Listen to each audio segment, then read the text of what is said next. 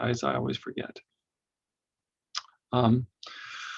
Okay, so I suppose might as well get going. And Regan, have you found out you're going to miss Wednesday's class also, right? But you think you're back for Monday, right? Yeah, but I think so. But also new development, I've tested positive, so I think no. Yeah, I mean I'm fine, but like I don't know if the health department hasn't called us yet, so I don't know if that'll change the dates a bit. I don't think it will, but it might. So You might have 2 weeks. yeah, maybe. I'm Could not have sure. 2 weeks. Yeah, so you may have to work with me more individually as we go along. So yeah, your situation is going to be different, probably. Let me know as you find out more about it. Okay. Yeah. Okay. Alrighty. So let's go ahead with the lesson then. Okay, shall we? Please stop interrupt me with any questions as we go. There was one thing I had to say. I have a class that starts at 1 o'clock. So okay, we may not get through the whole thing, but you just leave when you need to, and I'm going to keep on going, and I will make the recording available. Okay. Okay. Awesome. All right. Man. Okay. Here we go. All right. So so the key point, as I said, and I'll just say this for the recording, is that yeah, get with the testing program as soon as you can, then get into the program and stick with it, so that you are at the if you can come to Wednesday's class and you can practice your presentation beforehand and do it then, that's great. That may very well not work out. So then we're talking about a week from Wednesday, and you do both presentations at the same time. You'd still have that normal practice sessions on the Monday and Tuesday of next week. But in the meantime, you know, Thursday, Friday, you want to practice, you just get in touch with a TA, set something up individually, or with me. Or theoretically, even over the weekend, I suppose is a possibility if you want to do practice ahead of time. And remember, practice on your own is great. Don't forget about doing that too. I also want to tell you that the big handout packets that you have that you had to pick up, you could have picked up, and some people did. You probably didn't pick them up yet. If you are on campus, except for Regan, you are not. I have put all those packets on my door of my office now. So if you walk through Ward Hall, you'll be able to pick them up. Second floor of Ward Hall, room 231. So you can pick those up on my office now. They're no longer over at the info service desk at the lab. Now the academic buildings are open. And I guess that's about that stuff. As I said, interrupt me as I go, and I'm just going to go ahead and share my screen, if you don't mind, and show you the schedule, and just remind you that today is Monday the 15th. The last chapter that was assigned was chapter 5. It was actually assigned some time ago. So you should have read through to there in the textbook. That means you should also have been working on the study guide to that point and have that done also. Done to that point, hopefully. Hopefully you're keeping up with the study guide. It's not going to be due for a while, but you don't want to try to do it all at the last minute. I think it's due March 1st, if I remember right. It's in the schedule here. But yeah, so keep up with the study guide. Also, the advisor interview, I assigned that last class. I think it was last class. When I talked about interviews and interview tips and everything. So that is also long-term, but please work on that. Get that rolling. Because people can be hard to get a hold of and too busy, and you've got to get some time with your advisor to do the interview, then type it all up and then submit it on Moodle. I also, something else long-term, which is assigned and not really mentioned here, is of course, even longer term, is that rhetorical analysis of a TED Talk. It's out there, especially, if there's a gap in between classes, you're not able to do some other things, it'd be good to jump ahead and do something like that. You have the assignment. These are all handouts that are there on Moodle for you too, if you need to review them. They're in your packet also. And also mentioned here is work on the quotation presentation, work on the collage presentation. So that's about it for the schedule. Except I'll explain a little bit more about the presentations again, just to mention. in the packet, which you could pick up ahead of time, are the what we call the rubrics for those presentations. And they're different colors. And if you look at them, and there's PDF versions, not in color, but PDF versions sitting there on Moodle, you'd say it's all the things you're going to be graded on. So you actually will have in your packet, or I'd give it to you in class, a copy of this, and you really want to get the copy of this before you go do your practice. Because on the back of it is where the TA notes that you did your practice. So you have to have that done, and you bring this with you to the presentation. If you're lucky enough to do it on Wednesday, or you bring both of them, the one for the quotation presentation and the one for the collage presentation, to a week from Wednesday. And I'll actually collect these, and I'll use them for the grading, and also will give me the proof that you did the practice. So those are there also. And do remember, as far as the collage goes, yes, it could be elaborate or not. Don't overdo it, but by now you certainly should have it made up and have been practicing on your own. And remember, when you practice, you always should be on your feet. You should be out loud. You should be timing yourself too. Practicing by yourself or with the TA, that will happen that way too. Said it was allowed to be drawn. What's that? You said it was allowed to be drawn, the collage. Yeah, you can do hand drawing, lettering, pasting things, taping things, whatever. Even, I mean, some people asked, I'm not sure if you heard that in the last class. I think somebody asked about, can I actually just do it on my computer? Well, as long as it's on a regular size sheet of paper, as long as it prints out that way, that's okay. But you don't need to. Yeah. But if you want to, I suppose that would be possible. Yeah, I'm going to collect the thing, but I'm going to be giving it back to you, and I'm not going to be grading it for itself. Okay. All right. So that, having said all that, let me move on to the actual topic for today. So the topic is, and there's a handout about this, which I'm going to show in a minute. I'm afraid it's not quite like class where I type things write things on the board exactly. But it has to do with structuring information. So your presentations are information. Why are you doing them? Well, obviously you're doing them because you have to, because it's a class and you want to get graded. But think about it a different way. What is the purpose of your presentation? Okay. So presentations have, and like a lot of things in our lives, they might have general purposes, in general what you're trying to accomplish, and then specific purposes, what exactly I want to happen. Okay, so you are going to need to, in your future presentations, determine these things about your presentation, and you're actually going to be writing up some things about these general purposes and specific purposes of your presentation. So let me show you the handout that I'm talking about here. Just get that up there, and let's go ahead and share that. So this is the handout that is there on Moodle for you to take. So honestly, the truth is you don't need to do much in the way of notes, but when I start to talk about some examples, you might want to take those down, because those will be helpful to you when you're building your own specific purpose statements. That's what we spend a lot of time doing, is working on specific purpose statements.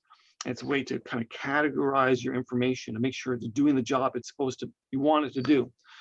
So the general steps, as it says here, to structure and organize information are: first, we determine the general purpose. And what's the general purpose? General purpose, we say that there's two general purposes for presentations. Some people say three. We'll say there's two. We are going to inform, or we're going to persuade. The third one some people talk about is to entertain. So and literally we write it, general purpose, to inform, or to persuade. And you're almost always told ahead of time that this is a presentation, this is a persuasive presentation, this is an informative presentation. That means the general purpose is to inform or to persuade. And those are extremely different things, but telling the difference between them can be a little bit hard at first. It can be a little tricky. So one of your jobs is to figure out, am I doing the right thing? My general purpose is to, for instance, to inform. Am I really informing, or am I trying to persuade? And keeping those things distinct. It's really important to keep those things distinct. Entertain, we're saying that's not really a separate general purpose. We're going to say that whatever you do, informing or persuading, we hope that it's entertaining in one fashion or another, depending on the topic. It doesn't mean it's going to be jokes and song and dance, but it's going to be hopefully engaging and entertaining in some way. So we're not going to make that a separate general purpose. Okay, so to inform or to persuade, what's the difference? Why do we care? When we inform somebody of something, imagine I'm trying to inform you right now. In its simplest and purest way thing, when we inform somebody, we just present them with information. Here it is. They decide what to do with it, if anything, right? We educate, we report. In fact, this is a very journalistic idea. This is a journalism-based class to some degree. The word report, or like reporter, what it really comes from, the base word is port, like porter. A porter is somebody, it's an old-fashioned word, but it's someone who like carries bags around, like at a train or something, brings your bags along to the next train, the next connection or something. A porter, and it's like that with us. If in a formal presentation, we are going to essentially transport. That's that word again, port. Transport the information to the people and just supply it there. But persuade is harder. In persuade, we need to convince, we bring about a change, usually in behavior or values. So it's so much of what we do and we think of as being informative is actually persuasive. And to be truly just informative can be a little bit tricky sometimes. Whenever your purpose statement says things like better, best, good, bad, any of those value judgments, it's persuasive. Whether you originally thought it was or not, it's persuasive. If you're making value judgments about something. Whenever an action is going to happen, you want people to do an action, be it a physical action or maybe some internal change or something to them, that is persuasive. All right, so persuasive isn't always just like in a courtroom where you're like saying, Your Honor, the jury should do this. This is why. No, it could also just be, I'm going to persuade you that Britney Spears is the best pop star ever. Best. Okay. That might not be a good presentation right there, but you could imagine that some people might think that would be inform. But really, once you say best, that's persuade. So keeping those two separate, that's really important. That's hard to do.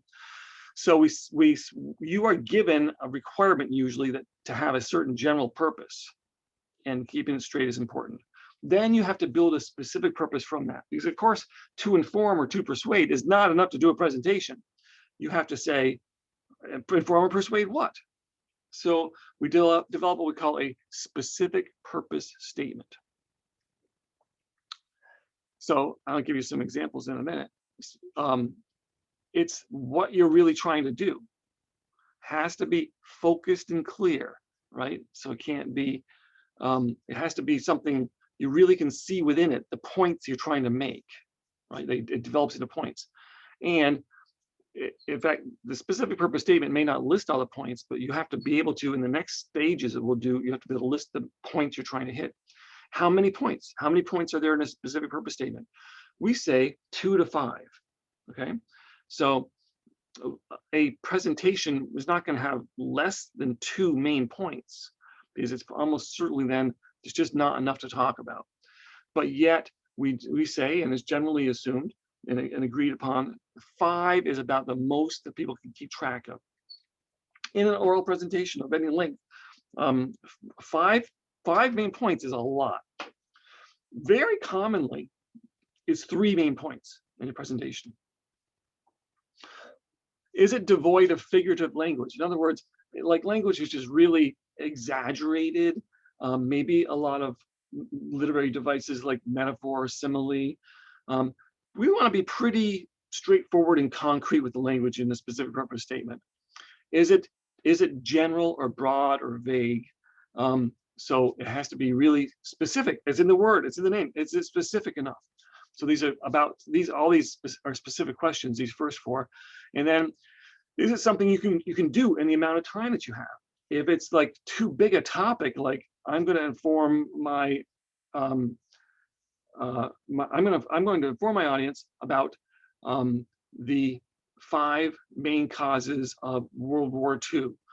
That sounds like a pretty darn big presentation. And if you only have 3 minutes, it's not going to fit in there. So those are the specific questions about the specific purpose statement. And by the way, we frequently just say it's an SPS. Specific purpose statements are SPSs. Then we have the purpose questions. We have to fulfill all of these in what we build. Does the purpose satisfy the assignment? In other words, is it actually informative or persuasive, depending on which one you were asked to do? We can't mix them together. Does it contain only one purpose? So sometimes people will say my specific purpose statement is to inform my audience about how to build about the steps to build a campfire and how to cook on it. Okay, well, those are 2 different things. They're related, but they're still 2 different things. You want to have one purpose. So is it going to be building the fire? Is it going to be cooking on the fire? But it's not both of them. One purpose. Is it relevant for my audience? Do my audience care about it, the topic?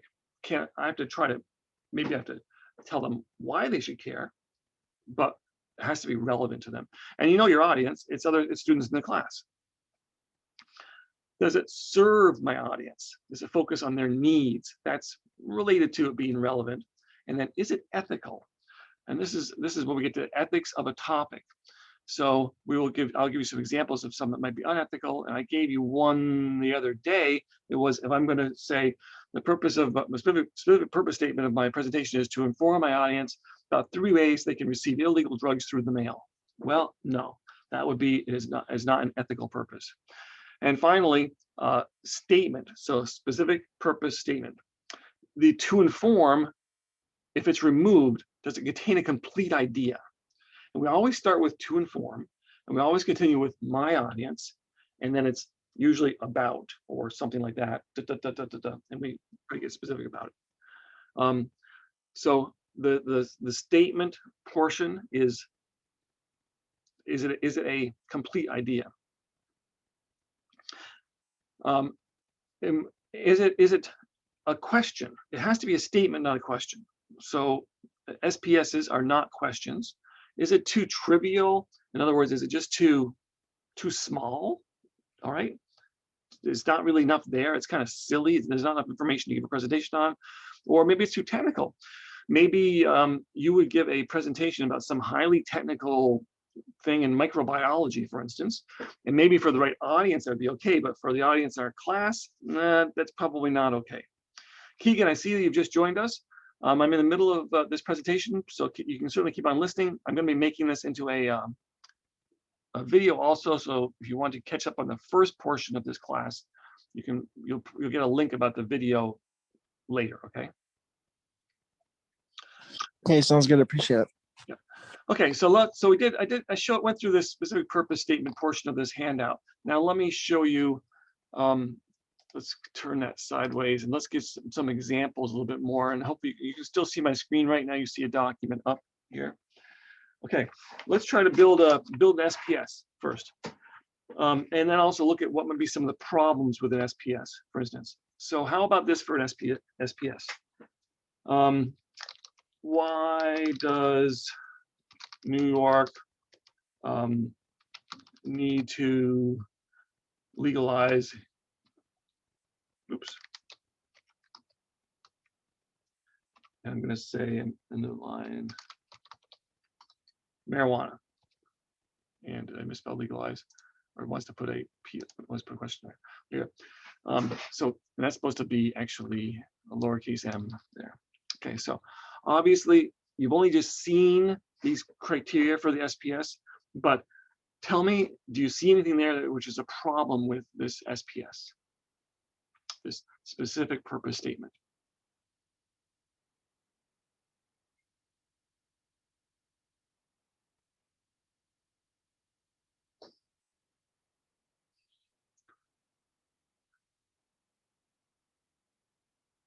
Okay, first of all, a specific purpose statement does have to reflect what the general purpose is also, right? So it doesn't do that. Okay, so it's always going to start with the general purpose. So it's always going to start with to inform or to persuade. And in this case, I'm making an argument about something. It's obviously going to be to persuade. So I would have to write this to persuade. But do you notice that what I really wrote, even though I didn't include a question mark, it doesn't matter. What I really wrote was a question, right? And I said a SPS can't be a question. It has to be a statement. It's a statement, not a question. So that's the second problem with it. And it's also very, very vague too. Like, doesn't, like, how many things am I going to tell you? What exactly am I going to tell you? You know? So another way to write this would be to persuade an audience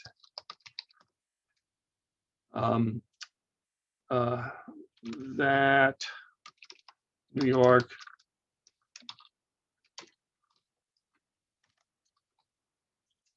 needs to legalize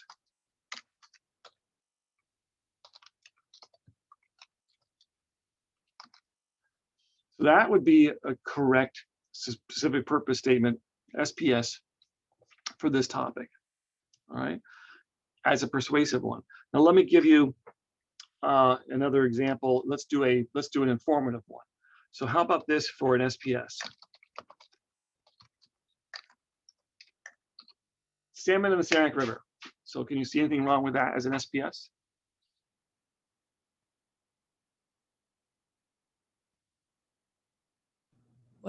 What about it is missing? Yeah, I mean, so what? That's just like an object sitting there. What about it? Yeah, I'm gonna say they're great to eat. Am I gonna say Maybe the something? amount. Yeah, what is it gonna be? How many? Life cycle of? I don't know what. It could be all kinds of things. Also notice that I don't have the general purpose in there. All right. And I don't have my audience in there. You always are going to have those two other things. So this would be, I'm going to make it an informative one. Okay. To inform my audience. Always is going to start like that, To persuade my audience, to inform my audience, to persuade my audience, to inform my audience. It's always going to be like that. To inform my audience about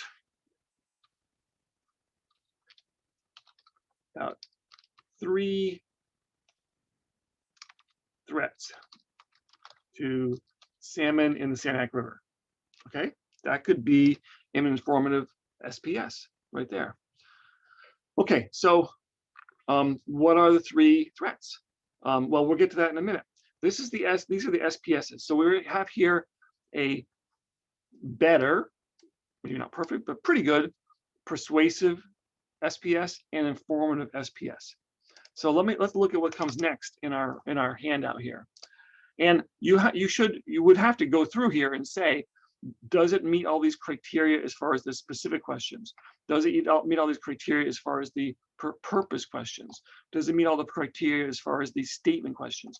So this is how you would essentially kind of like rate or analyze your SPSs when you come up with them, and other ones in your study guide. You have SPSs to go through, right, and to say what's right, what's wrong, how could it be changed. Maybe then you're asked to rewrite it, where you kind of may have to imagine some things to rewrite it too. But anyway, these are the things that you would point to as far as perhaps being wrong or need to be changed. Maybe it does not have just one purpose. Maybe there's multiple purposes or so on. Okay, so we did the SPSs. What comes next? What comes next is a central thesis or central idea. That's the same thing. Central thesis, central idea. Okay, so it's the overall main idea of the speech. So we set up the purpose of the speech is going to be essentially to do this, but then what is the main idea I want people to come away with? So when we say come away with, we talk about that as being a residual message. So it's the message that is stuck with you at the end of the presentation. If nothing else, you hopefully had this one thing, and it's going to be the central thesis, the main idea. So persuasive presentations and informative presentations both can have that have central theses. So, and we can rate them also, right? Does it answer how the specific purpose will be achieved? So it should actually be directly related to and use a lot of the same language as the SPS. Does it provide all the information I want them to remember, essentially the main core idea? And can your main ideas be retrieved from the central thesis? So all your main ideas, literally like you're going to do them later in an outline and on your index cards, will be in your central thesis. So they're directly related. In fact, they're directly related to a portion of your introduction, where we always give what we call a signposted preview statement, a list of, and here's the things I'm going to talk to you about before I actually do. Remember, I tell you what I'm going to talk to you about before I actually do it, right? And those are my main ideas. And those are listed out there. So they actually come from my kind of like the way I'm going to solve the specific purpose statement. And then we develop this central thesis. And then in it, contained inside of it are the main ideas, which I will have to tell at more greater length in my body, but also the main ideas that I list in the introduction too. So this is the next thing we do is the CT, the central thesis right here, okay, in the handout. Okay, so let's take a look at both of these and see what would we have for a central thesis. So the marijuana one, for instance, I might say something like the central thesis. So this is the SPS, right? Next would come the CT. Okay, and I could say New York needs to legalize marijuana to fight the illegal drug trade, capture more sales tax, and reduce stigma of medical marijuana. And are those the best main ideas within my central thesis? You could probably come up with better ones, maybe on your own. And of course, you would have to research this topic to really find out what were going to be your main ideas. I'm just kind of pulling these off the top of my head, right? But do you see that it shows how I'm going to fulfill my SPS with this central thesis? I'm going to persuade you by telling you these things. These are the reasons. 1, 2, 3. I got 3 main ideas in there in my central thesis, and they are listed, specifically listed there. I mean, so they're not vague anything about anything. Now let's look at the informative. Okay, so this is my SPS, and my informative, will also have a central thesis.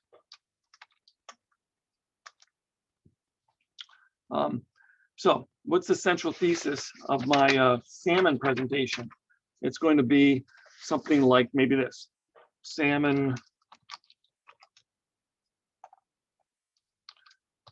in the Sac River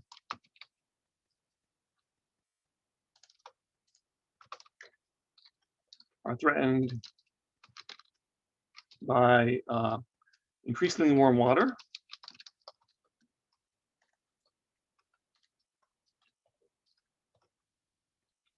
the parasitic lamprey,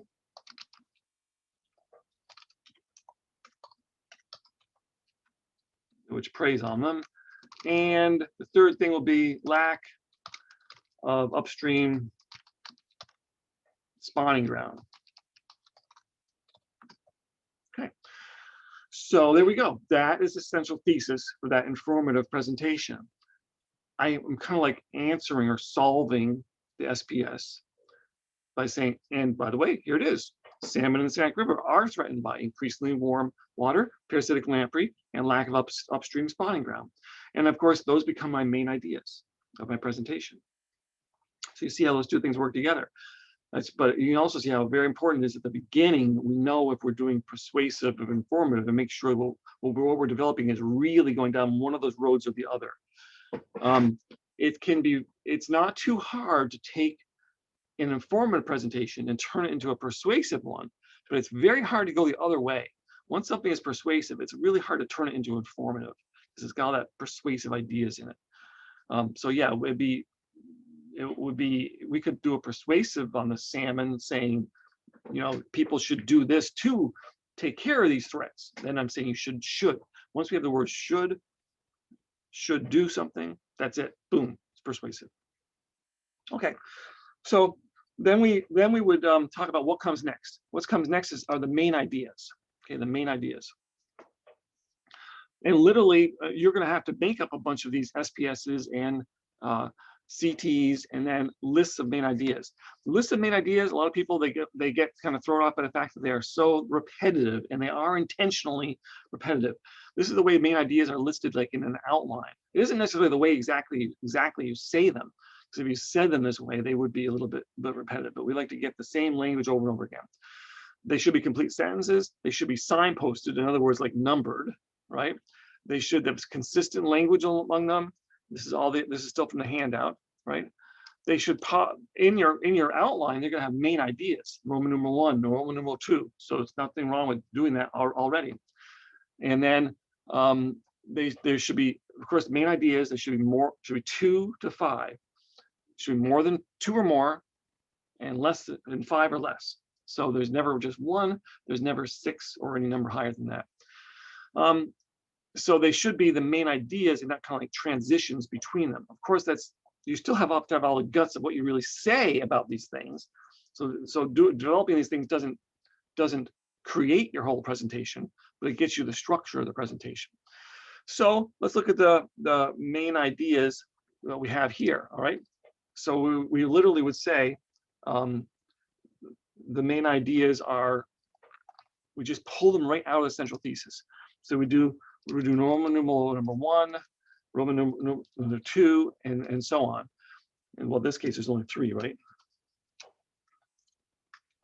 So these are the main ideas. And we'd say the main idea number 1 would be that New York needs to legalize marijuana to fight the illegal drug trade. And we would literally take it right from there and type it just like that. Period. And Roman number 2 would be New York needs to legalize marijuana to, you get the idea about where this is going, right? To capture more sales tax.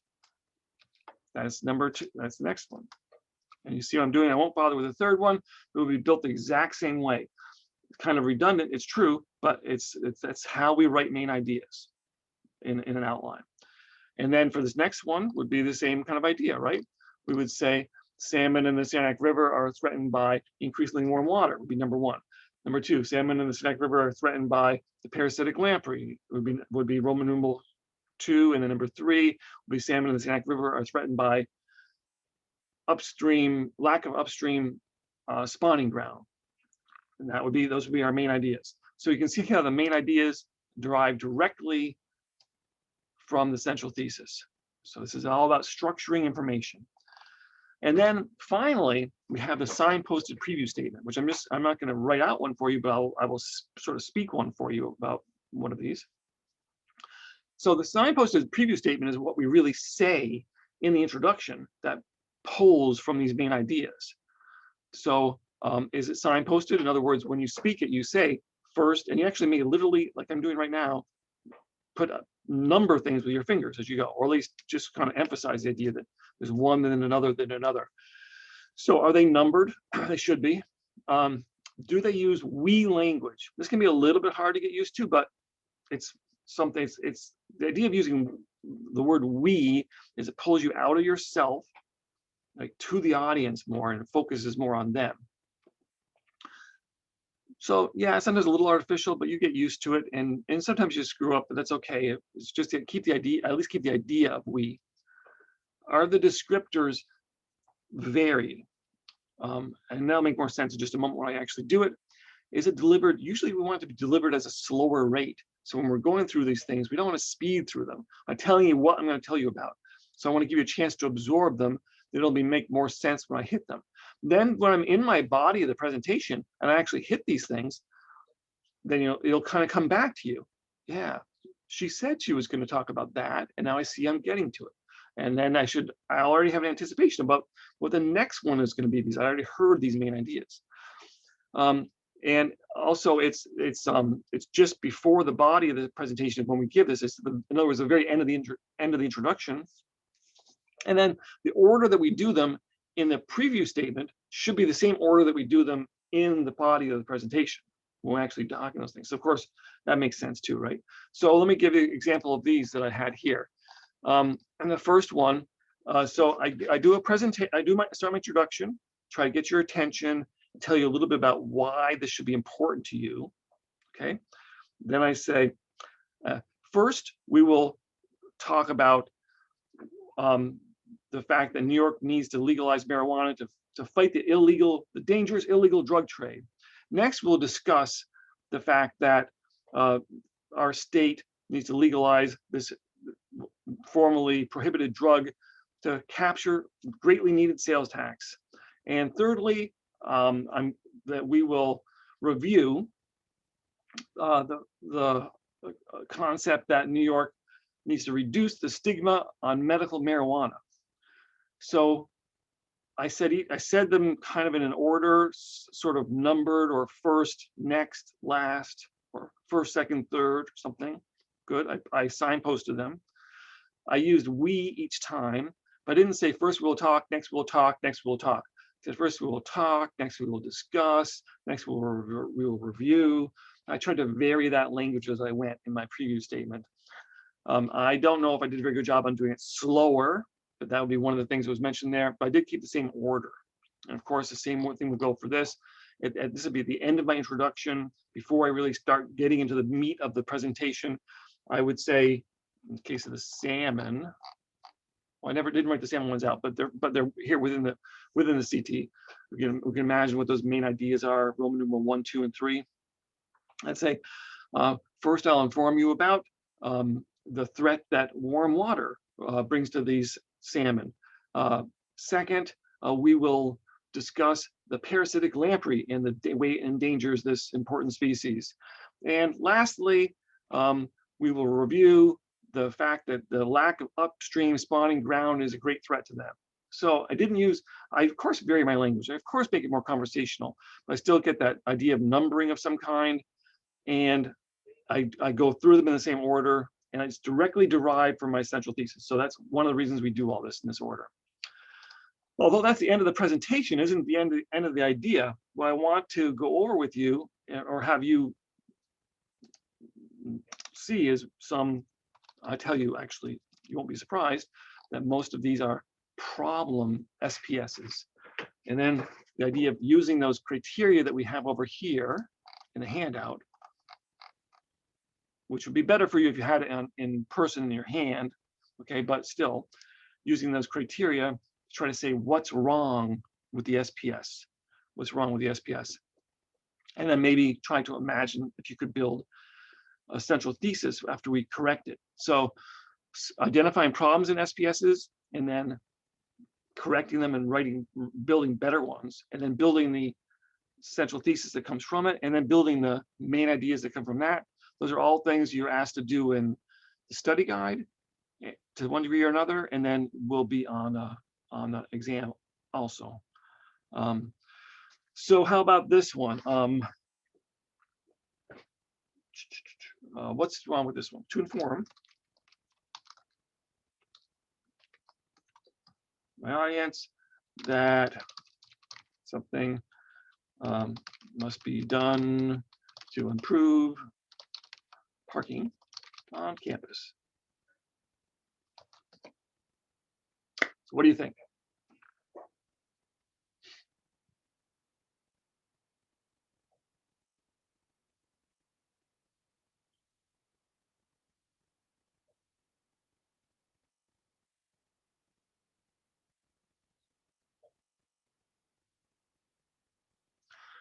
Go ahead and unmute and give me something.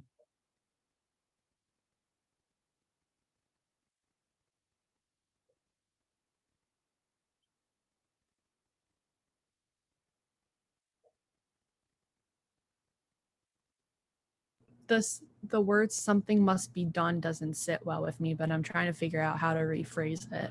Well, of course, you are completely right about that. So what is it about something? Something must be done. Something must be done. What? Right? It's not It sounds specific. demanding. Yeah, and also, does this sound informative? I No. want you to do something, right? That doesn't sound informative. So first of all, the general purpose doesn't match, right? It's also very vague. Whenever you see vague words, the words like the word something, then it's a vague it's a vague SPS. So you could rewrite this in lots of ways because there's almost nothing here. So I don't know this is just one example. You would rewrite it in your own ways, depending on, ideally, you have some information behind here. What is it you want to do about the parking, right? And that would help to solve it. And you kind of see this is like whenever you see a problem and a solution. The problem is parking. The problem, one thing is we didn't been given a solution, but there'd have to be a solution. Then that's persuasive too, right? So I could say to correct it, to persuade my audience, adding parking near the center of campus will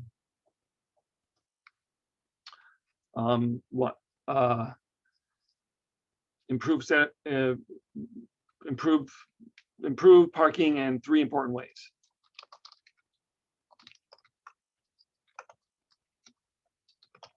Okay, so then those ways would be in my central thesis, and they might be that they're going to make people happier, they ease congestion on nearby streets, they're going to make wait times less for parking spots or something or other. I don't know what, right? So we have to realize that does it match the actual general purpose, okay, that's being accomplished.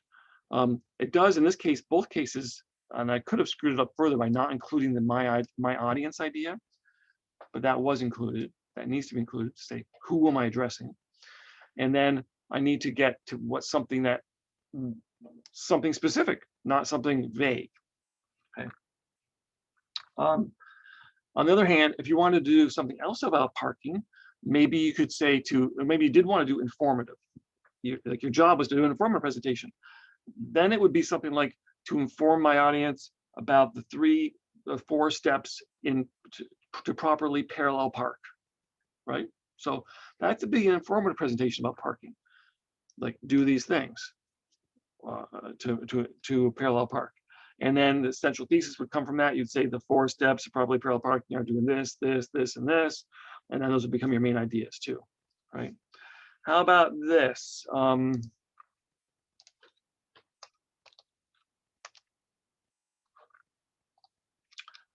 To inform audience that people who litter are stupid idiots who should be thrown in jail.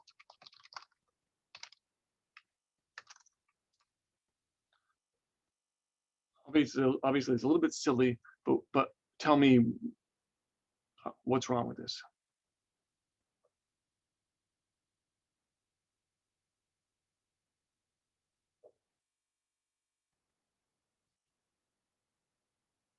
The language you use, like you wouldn't use stupid idiots.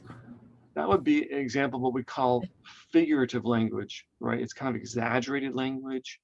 And that is one of the things that's listed on the sheet that we want to avoid.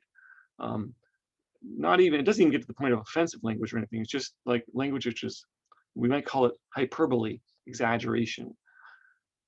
You could say this thrown in jail thing is also kind of exaggeration, but is this informative? No. No. We're saying should. The word should gives it away right there, right? So we could say to persuade my audience that there are 3 ways we can reduce littering on campus, for instance. And then that would be persuasive, but it'd be specifically go to what. The other thing is it's kind of vague, like you know, also. And it's obviously not serious. So we could persuade people that there are 3 ways to reduce littering, and then 3 things they should do to reduce littering, or 3 things that college could do to reduce littering. And then we could say what they are, and then those become our main ideas. How about, I think I kind of used this example.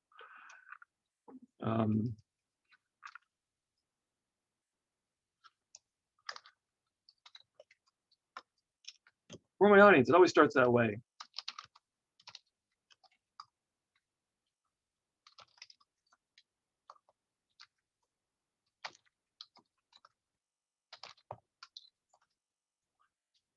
So what is the problem there? It's more than one purpose. More than one purpose, right? So that's well, I mean, we can tell if you could do an informative presentation on the critical elements of aircraft design or wing design in an aircraft, and then you could do it on you know, 3 important steps to training a pilot or something, but you wouldn't combine those 2 things together. Also, let's do another one. How about something else that could happen is and on the tests and maybe in the study guide too, you may be given like a bunch of main ideas and be asked to make the general purpose and the specific purpose statement and the central thesis for the main ideas you're given. So you can do this backwards too. So if I could say, if I give you the main ideas for that are like the first layer of the Earth is the crust, the second layer of the Earth is the upper mantle, and so on. And I describe my main ideas are 1, 2, 3, 4, 5 different layers of the Earth. So it's a geology thing, right? So if I did that, then my specific purpose statement would be to inform my audience about the 5 layers, geological layers of the Earth, right? That would be the specific purpose statement. And then the central thesis would be the 5 layers, geologic layers of the Earth are, and I would list them out, and those would become the main ideas. So we can go backwards like that too. All right, so I'm just going to keep you a couple minutes longer. What's wrong with this SPS? I'll just tell you these here now without typing them up. So to inform my audience of the 3 steps for replacing a roll of toilet paper.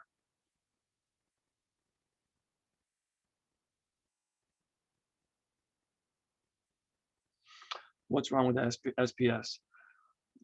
About the 3 steps for replacing a roll of toilet paper.